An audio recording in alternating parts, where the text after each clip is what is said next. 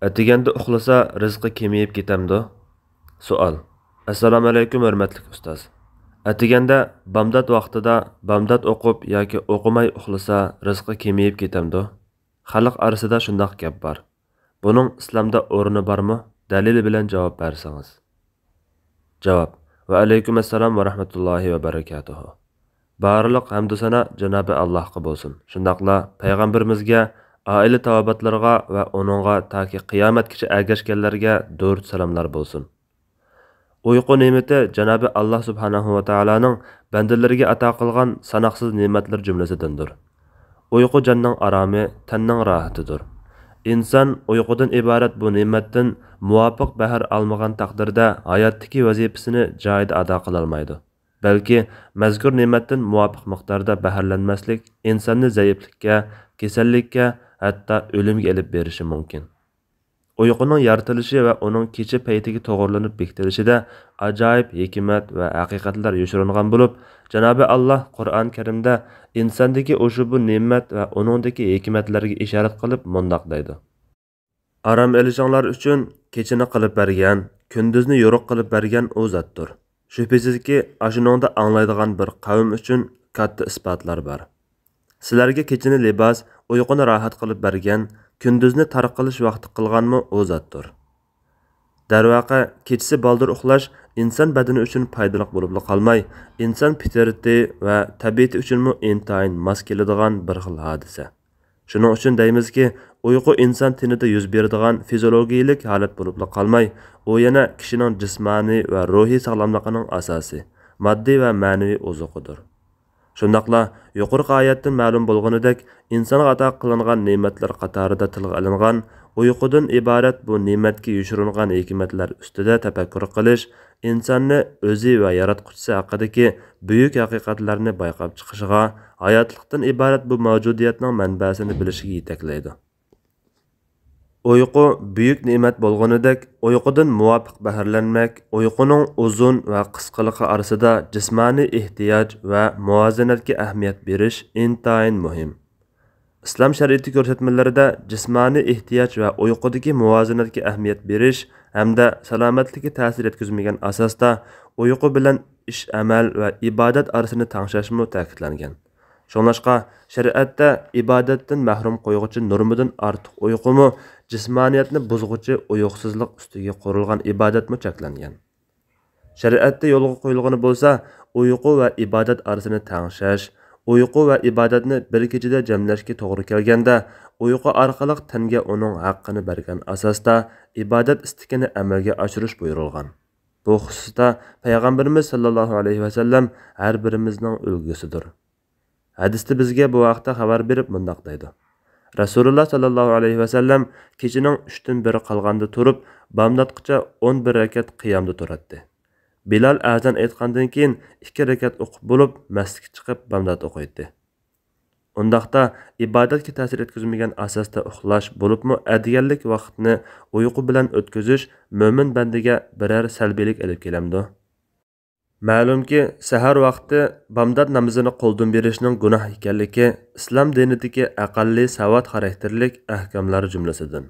Bomdoddan yana uxlash masalasiga keladigan bo'lsak, shar'iy ahkam nuqtasidan olimlar garchi uni mutlaq cheklamagan bo'lsa-mu, nuqul mazkur uyqu faoliyatining hukmi haqida ular orasida fikr o'xshashmasligi bo'lgan. Her taraf qaysi vaqtda va qandaq ahvolda qandaq qilish haqidagi xususlarda dalillarga tayangan asosda o'z qarashlarini o'ttirg'a qo'yishgan. Saharni uyqu bilan kutib olmaslikning bo'libmi bomdoddan keyingi adiganlik boshlanishini uyqu tegishib etishining yaxshi emasligiga aloqador ba'zi fiqhiy qarashlar mavjud. Ammo hech bir qarash ahli bu xil uyqu faoliyatiga mutlaq cheklash bekitgan emas. Bu vaqtdagi rivoyatlarga qarayli. Rasulullahning bomdoddan keyingi faoliyati haqida Jabir ibn Samura radhiyallohu anhu mundoq deydi. Rasululloh sallallohu alayhi va sallam kun chiqquncha bomdodni o'qigan yeridan qopmaydi. Demakki, payg'ambar sallallohu alayhi va sallam bomdoddan keyingi atiganlik paytini uyqu bilan boshlamasdan ibodat makonidagi istiqomatidan boshlagandir. Yana Ibn Abbas radhiyallohu anhudan bomdoddan keyingi chog'ni rizqlar taqsim qilinadigan chog' deganligi rivoyat qilingan. Chunki bu chaq shariatdimi, aqllarning odatidimi rizq talab qilishni va tirikchilikni boshlaydigan chaqdir. Masalaga fiqhiy ahkamlar nuqtasidan qaraganimizda, olimlarning yuqorqi bayonlariga asosan bomdoddan keyin uxlash masalasida makruhlik va makruh emaslikdek ikki xil qarashga ayrilganligini ko'ramiz.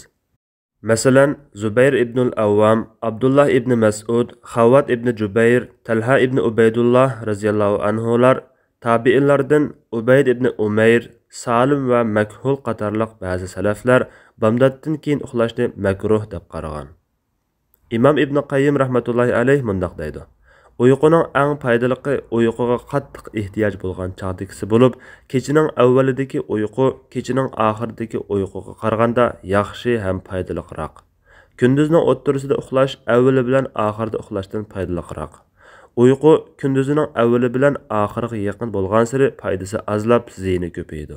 Bo'libmi, asrdan keyingi uxlash bilan kechasi tunigan kishidan boshqa kishiga nisbatan kunduzining dastlabida uxlash texmi shundoq. Bomdod namozi bilan kun chiqquncha bo'lgan oraliqda uxlash olimlarning nazarida makruh deb qaralgan ishlarning jumlasidan. Chunki bu g'animat vaqtidir. Yo'lga chiqqanlar ashu chaqda yo'l mengishga alohida ahamiyat beradigan bo'lib, ular kecha-kecha yo'l yurgan bo'lsa-mu, kun chiqquncha bo'lgan ashu oraliqda to'xtab olishga ko'ngli unmaydi.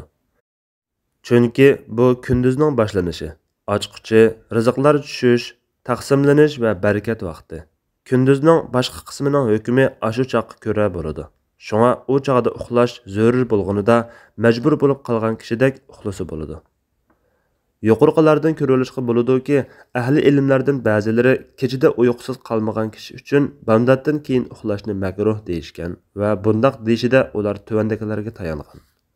Birinchidan, Rasululloh sallallohu alayhi va sallamning uxlash va uyg'oq turish sunnatiga zid kelganlikdan, ikkinchidan, bu chaqda uxlash tan salomatligiga ziyonli deb qaralganlikdan, uchinchidan, bu chaq rizq taqsim qilinadigan chaq deb qaralganlikdan, yana Aisha, Ummu Salama, Umar, Suhayb radhiyallohu anhular, tabiinlardan Ibn Sirin qatorliq ba'zi salaflar bomdoddan keyin uxlasa bo'ladi, makruh emas deb qaragan.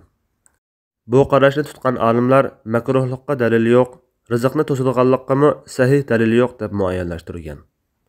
Yuqorqi ikki qarash bayonlardan ma'lum bo'ldiki, kecha uyqusiz qolgan kishi uyqu ehtiyoj bo'lsa, bomdoddan keyin uxlasa makruh bo'lmaydiganligida barliq olimlar ittifoq. Shundaqla uyquga qongan ahvolda ishiga ta'sir etmaydigan bo'lsa, bomdoddan keyin uxlamay kun chiqquncha masjidda yoki uyda o'ltirib zikr tasbih aytsa, afzal bo'ladiganligida ittifoq. Faqatla keyingi ahvolda uxlasa makruh bo'ladiganligida qarash o'xshash emas.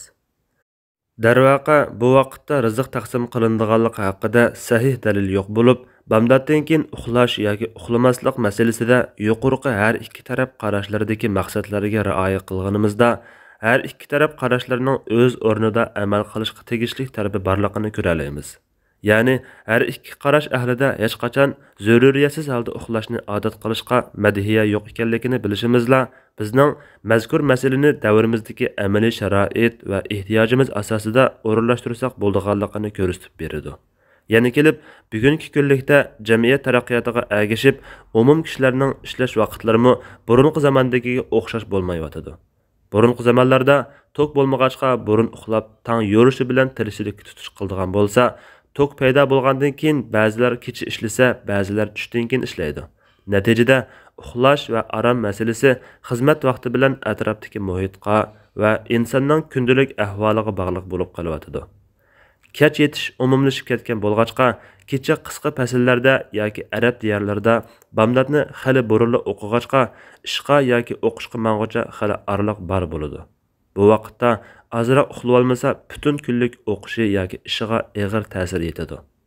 Shunlashqa deymizki, bomdoddan keyin uxlamagan ahvolda o'qishi yoki ishiga ta'sir etadigan bo'lsa, uxlasa makruh bo'lmaydi. Ta'sir etmaydigan bo'lsa, zikr va tasbih yoki biror ish bilan mashg'ul bo'lish afzal. Undaq qilmay uxlasa gunoh bo'lmaydi. Ba'zi olimlarning bu chaqda uxlamaslik psixik va sog'lomlik jihatdan foydali degan qarashi tibbiy va psixik olimlarning tadqiqotlariga qarashli bo'lsa-mu, Rasululloh sallallohu alayhi va sallamning bomdoddan keyin uxlamay o'ltirishini tanlashi buning har jihatdan foydali ekanligini ko'rsatadi. Foydali bo'lishi uxlamaslik afzal, uxlasa gunoh bo'lmaydi degan yakunga zid kelmaydi albatta. Sağlamlıq cəhətdən bədənning uyquga ehtiyoji bo'lgan chaqda uxlab aram olib olishning foydali ekanligini, bundaq ahvolda uxlashning makruh bo'lmaydiganligini hadisda kelgan bu ko'rsatmami ta'kidlaydi. Rabbiningmi senda haqqi bor, nafsingingmi senda haqqi bor, ahlingingmi senda haqqi bor. Shunga har bir haq egisiga o'z haqqini berishing kerak. Balki taxi bu hadisga ko'ra uyquga ehtiyoji bo'lgan chaqda uxlash ado qilinishi vojib bo'lgan bir haq qatoriga kiradi. Bu mazmunni Hazrat Umar va Suhayb radhiyallohu anhularning tushunishiga qarayli. Abu Yazid al-Madini mundaq rivoyat qiladi. Bir atigini Hazrat Umar Suhaybning qashig'iga bordi. Uning atiganligi uxlayotganligini ko'rgan Umar u uyg'ongan qadar o'ltirib turdi. Suhayb uyg'onib, Müminlarning amiri yerda o'ltirsa, Suhayb atiganda uxlagani qandaq bo'lgani dedi. Hazrat Umar seni aram oldirdigan uyg'uni tashlab qo'yishini yoqtirmagan edim deb javob berdi. Asrdan keyin uxlash masalasidami hukm o'xshash. Bu chaqda uxlashni cheklaydigan sahih dalil yo'q. Uyqu ehtiyoj bo'lsa uxlasa bo'ladi. Uxlashning o'zimi niyat joyida bo'lsa, ibodat tusini oladigan bo'lg'achqa, ko'ngil yuqorqi hukmga texmi xotirjam bo'ladi. Bu vaqtda sahih va aniq bir cheklama bo'lmag'achqa, ilgirki imomlarimizmi shundoq tushungan. Marwan Misr faqihi Lays ibn Said rahmatullohi alayhining Ramazonda asrdan keyin uxlayotganini ko'rganida uningga: "Ey Abul Haris ibn Lahiya Aqildin, o Makhuldan, o Rasululloh sallallohu alayhi va sallamdan kimiki asrdan keyin uxlab aqlidan ketib qolsa, o'zidan boshqani ayblamagay" deb rivoyat qilgan tursa, o'zlari asrdan keyin uxlablag'u deganida Imom Lays uningga: "Men Ibn Lahiya Aqildan qilgan bundoq ojiz rivoyatga asosan o'zimga foydali bo'lgan ishni tashlamayman" deb javob bergan. Vallohu a'lam. Fatvoda doktor Abdul Aziz rahmatulloh. 2016-yili 4-oyning 18-kuni.